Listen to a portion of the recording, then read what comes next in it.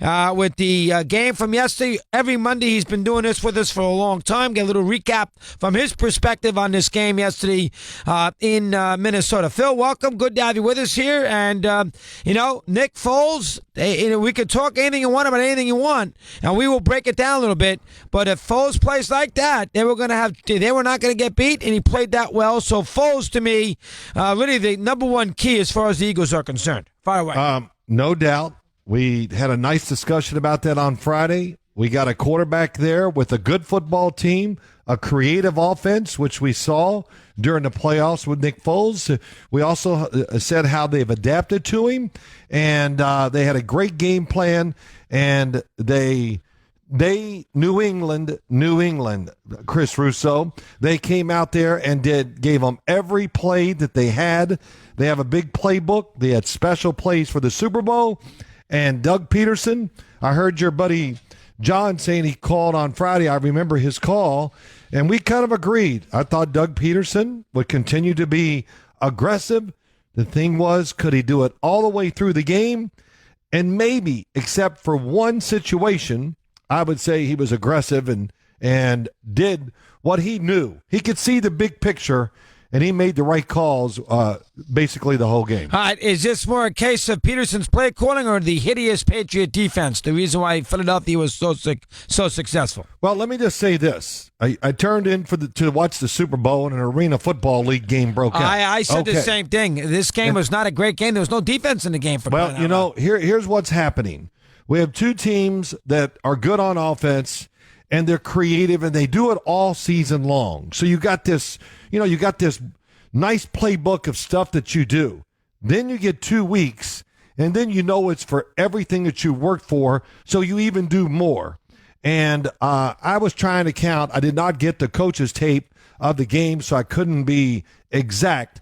But there were a lot of one-play plays in the game. In other words, something they haven't shown before, and they were going to use it once, and they didn't even have the play that comes off of that one play. So we saw it with the passes to the quarterback. I saw some screens. I saw some routes, formations by each team that were different. And what this does, all this stuff that's coming at you from the offensive side, it really takes away the physical ability of the defense because you're on defense. You're trying to react to so many things that are going on. And let's make no mistake about it. Philadelphia's defensive front is very good. One of the best. Their offensive line, of course, played very well.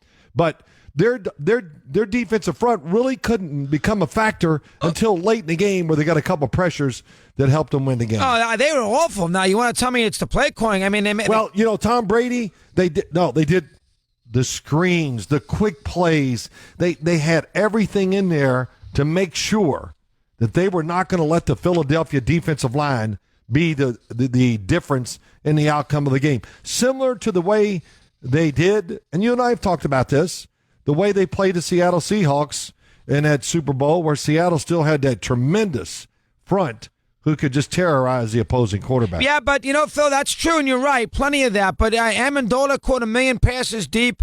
He went deep to Gronkowski in the second half relentlessly. Yes. I mean, even the play that Cooks got hurt was a long pass. He had 3 receivers all catch. Hogan, deep plays the whole game.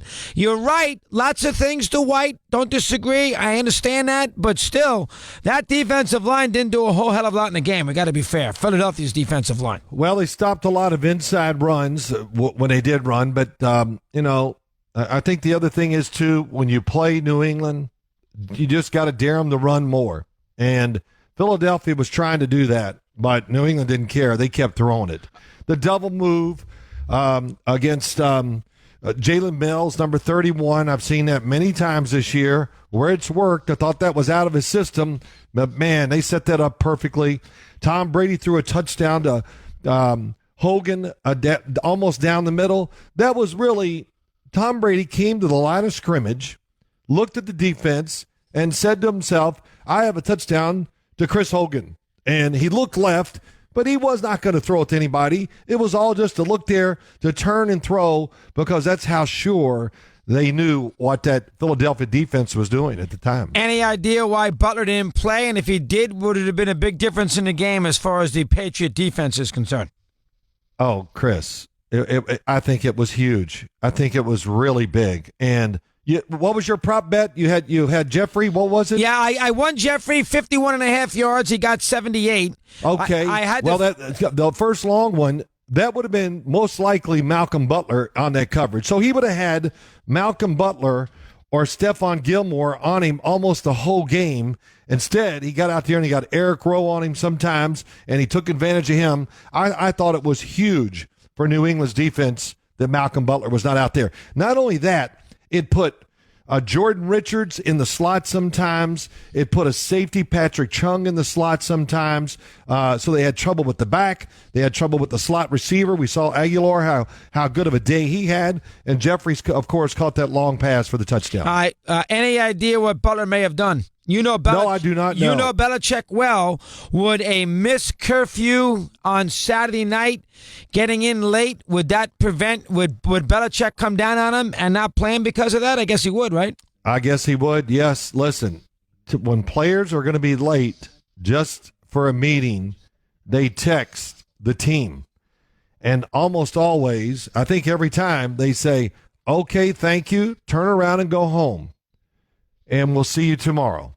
So the penalties when you make mistakes with the Patriots are severe.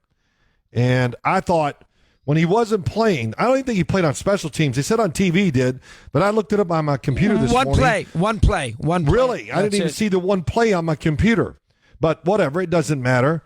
But I thought, well, he must have had a really bad week of practice. I'm thinking, well, Eric Rowe made a few plays against Jacksonville that were big, so maybe this is why it happened, because they bench players all the time. So I was thinking that, but the fact that he did not get in the game at all when they were struggling against the pass, that lets you know Bill Belichick was, whatever you want to say, he put it down. And he was going to stick with this decision. All right, Phil, if you're a member of the Patriots and you know your defense is getting torched, and even though you think that Butler may have made a mistake, are you quietly annoyed at your head coach for not being a little bit more lenient with the punishment? You know, that's going to be interesting to see. We won't see, we won't hear, because if you're going to be a player of the Patriots, you voice those opinions, you won't be there long. So I'm sure it's going to be talked about by the players a lot. And, most coaches would turn the blind eye and punish him later. Yeah, or they may not play him the first series or the first quarter. He did it the whole game. Would that bother you if you were on his team?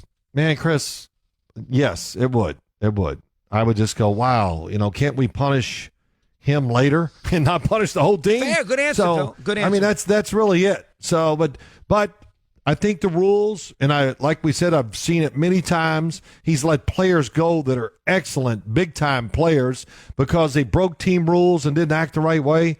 So I'm not shocked by it, but for the Super Bowl, it does surprise me. All right, and how about the quarterback play on the one Philly did and the one the Patriots did? That both, one worked, one didn't. Yep. Falls on fourth down, and then, of course, Brady had a big play right in his hands, which would have given maybe close to a touchdown. Let's talk about those two plays for a sec. Go ahead. Well, okay, a couple things. Great call by Doug Peterson there, throwing it to Nick Foles. I thought they had to go for it. And I was just sitting there going, if you run it up the middle, which most coaches chicken out and do, you're not going to make it. And they didn't run the ball up the middle very well the whole game. The Patriots, a lot of weaknesses on the defense, but one of them is not stopping inside runs. So great creativity. Again, it goes back to our first little comments we made here in this segment. The creativity, keeping the other team off balance, and having 2 weeks to prepare and get all these things ready.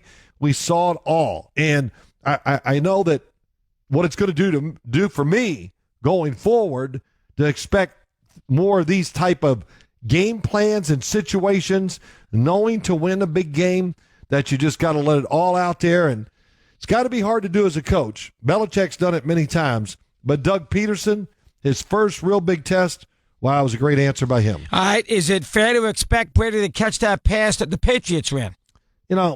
Everybody on TV is showing it. acting like that was just a gimme. That's not an easy catch. No way. You dang right it's not. It's up over his head. He's got his hand. I mean, listen, he's a 40-year-old quarterback, for crying out loud. That's not an easy catch. It was not going to be easy for anyone. That's just his hands are turned like a receiver. But I thought it was, honestly, I thought it was a tough catch. Could he have made it? Sure. If he'd have turned and jumped in the air and caught it, facing him instead of running down the sideline, he'd have had a much better chance. But look, he doesn't know that. He's done it so few times in his life. And like they said, it works great in practice. But that throw was just a little bit offline. And I looked at it and went, I understand why he didn't catch it. Let's put it that way. All right, the 2 touchdowns. Good no overrules, or you thought both would be overruled? What's your take on that? Well, if I would have been announcing the game and I was sitting here and I was doing it with people live and I just said right away, I said touchdowns both times. They won't be overturned. And so I'd have been a hero in Philadelphia and I would have got tremendous hate mail from Boston. So that's just the way it goes. But that's what I felt. The first one, the ball did move, but he did have possession. So I thought it would have been too tough to overturn. And by the way, it was a really great play design by Corey Clement going down the seam. I'll give Philadelphia. It was another great one play for a big game call, and they did it. But the second one to Zach Ertz, that was an easy call. He was a runner with the football. Once you become a runner, going to the ground is not like, we saw the play with Pittsburgh and Jesse James. Completely different. He was a runner, pure possession of the football, a couple steps. Then he goes to the ground, but there was also contact, but easy touchdown call for me. All right. That's that's important. The halftime adjustments, Belichick and Patricia get so much credit for it. Now, they had the ball first in the second half and right down the field, so forget that offensively. But then the Eagles matched it right out of the gate. It didn't appear that they got any smarter. We all talked on Friday. He'll show you things in the second half you haven't seen in the whole game. Blah blah blah. But I didn't see any of evidence that he had done a good job with adjustments at the half. And I know Belichick probably did. I just didn't see evidence of it. What can you tell me about that? Well, I did see some different stuff in the second half. They really were crowding the inside line of scrimmage more. Had some people moving around. They had a couple blitzes that were that came out of nowhere. But Philadelphia was ready for them. And one of them was a big play. I forgot the drive. They had the inside defensive back blitz. He was coming free, and Nick Foles saw it and threw it out there, a quick screen, to Torrey Smith when he ran out of bounds. And which I thought, man, I would have stayed in bounds there. I should have been thinking about that. So that was just one. New England did try different stuff on the defensive side, but Chris, too much to deal with. The offensive line was too good, and New England does not have a premier pass rusher, and they were really almost never able to put enough pressure on Nick Foles. Probably their best job of putting pressure on the quarterback was on that fourth down when it was 4th and 1 or so. We're going to get to that call. 4th and 3, 6 minutes to go. This is the play of the game. If this, great call. This doesn't work, they're no way going to win because he's going to go right down the field and put the game away, Brady. He scrambled out of that and found Ernst. Talk about that play for a second. Well, he slipped. He did get pressure. There were 2 defenders as he was getting ready to throw the ball. 2 defenders on each side of him basically free. But he did the right thing. He kind of fell backwards. He made the call. That was who he was looking for. The play was designed perfectly for what the defense did.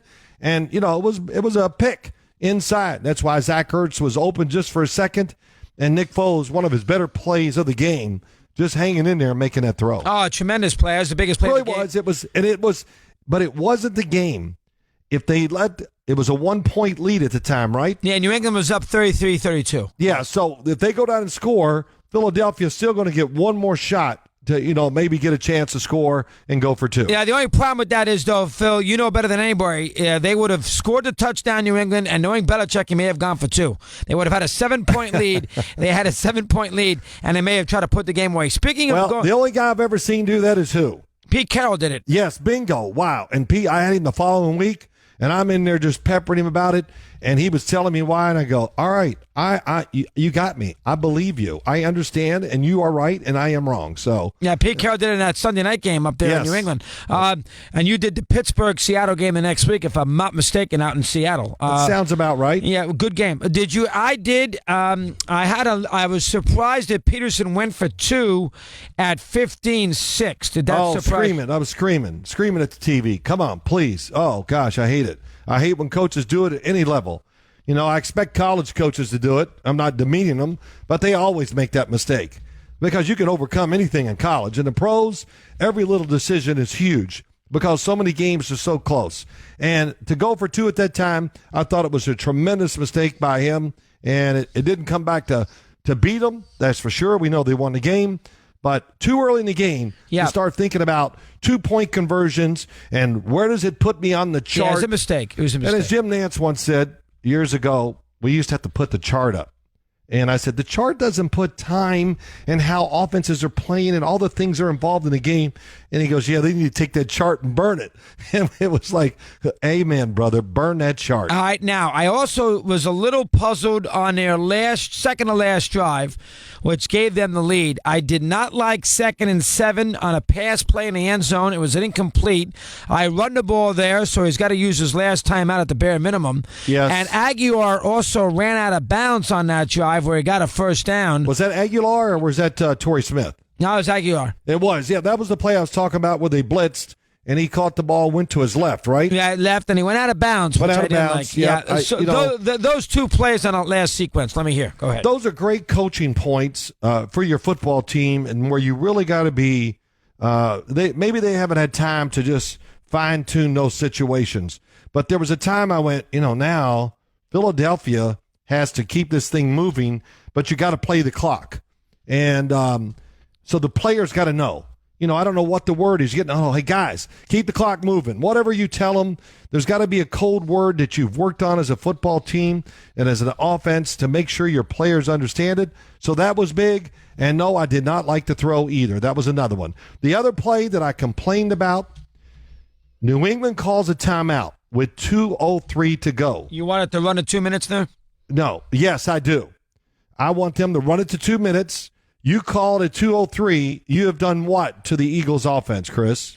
Well, you've given them a free play because it doesn't make any difference. There's a 2-minute warning. That is right. And I thought, okay, let's see what they do.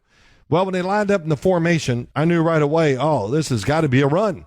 I thought they would give them all the deception they've been doing all day long. If nothing else, at least make them think you're going to throw it and then run it. But they lined up, I think it was 3 tight ends. They lined up in a formation that said run all the way. Yeah. So that was one play where you had a chance to throw it and win the game and end the game, and they didn't take advantage of that. They kicked the field goal instead, which obviously then the fumble. Surprised New England called that timeout there. Yeah, fair. All right, last thing, Phil, and you've done a great job here. Well, two things. If you're a Lion, if you're Ford, the Fords in Detroit. The Ford family down in Detroit? Yeah. It's almost like last year with the Shanahan after they blew the game. Are you a little nervous now after this horrendous performance defensively that Matt Patricia's your new head coach? No, I'm not, Chris. Not at all, because it's more just about what you did on that defensive side. It's about, he's down there with Bob Quinn, I think is the general manager's name. Right. So they both come from New England. I think they know what they want to build. And let's be honest, and we said this on, Friday? If we had a draft and we started drafting players from each team, take Gronk and Brady out of there, if you have to pick 20 players, how many of them are coming from New England? Yeah, about five. How many of them are coming from New England's defense? None. Nobody on New England's defense starts on the front of the Philadelphia Eagles. Maybe Gilmore. No, he's outside. I'm just talking about the defensive front seven. Okay. Oh, yeah, Gilmore really, really played well in the game. I thought he did. Devin McCourty did some good stuff. You didn't hear his name, but he was taking plays away. Him, Patrick Chung, really unsung heroes. But those guys, look, they would have been much better, but there was nobody to force the quarterback to throw the football until he was ready to throw it. And one last thing on him. Obviously they're probably going to keep him just in case Wentz is not 100%. Yes. If you were a general manager right now, Right. And he was available. Phil Simms is running the team, and he is available. He's had 3 great games, and he had a good year for Chip Kelly, but he's had 3 great games. He was a nomad for 3 years, but he was 3 great games. Would you risk a high pick to make him your quarterback of the future? No, I would not. I probably would not. I would like him to come in and be maybe that quarterback, and somewhere we got somebody we might think he's going to be the guy of the future, or if we're going to draft the guy of the future somewhere, but not with one of the high picks. I would not bring him in for that. And if I'm the Philadelphia Eagles, there is no way I'm letting him go. Give him some more money. They have no money really tied up in their quarterback position. Carson Wentz being on his rookie contract and all that. So make him happy. And just a great example, having insurance. If you got a good football team, boy, you better make sure you got a backup quarterback that can come in and win you football games. And Philadelphia proved it. So I don't think he'll be traded. I don't think anybody's going to give up enough where the Eagles say we just can't turn that down. Carson Wentz will play for the Philadelphia Eagles next year. Yeah, I agree. And you think Foles is going to be happy sitting on that bench backing him up? Man, he's a different guy, Chris. Yeah, he is a little different. I agree. Good point. He's so humble. Yeah, nothing bothers him. He's not going to make it. He won his Super Bowl. He won't go crazy about it. That's a very good point. Listen, they said it. I heard Sal Palantonio today. Hey, Nick Foles is going to be a hero in Philadelphia for the rest of his life. And in a way, I feel sorry for Carson Wentz. It's an impossible spot. They won their Super Bowl, and he didn't do it. And as good and as well as he played, I still would have voted him the MVP in the NFL. They were the number 1 seed because of Carson Wentz. That allowed them to have a shaky game at home against Atlanta and find a way to win. It got them to the Super Bowl. It bought them time and everything, and Nick Foles just got better every week he played. Yeah, very excellent job, Phil. All year, we'll chat before the draft. Thanks very much on this Monday. You got it. Chris, you're the man. Thank you, bud. Okay, Phil Simms, we continue here on Mad Dog Unleashed. Don't go away.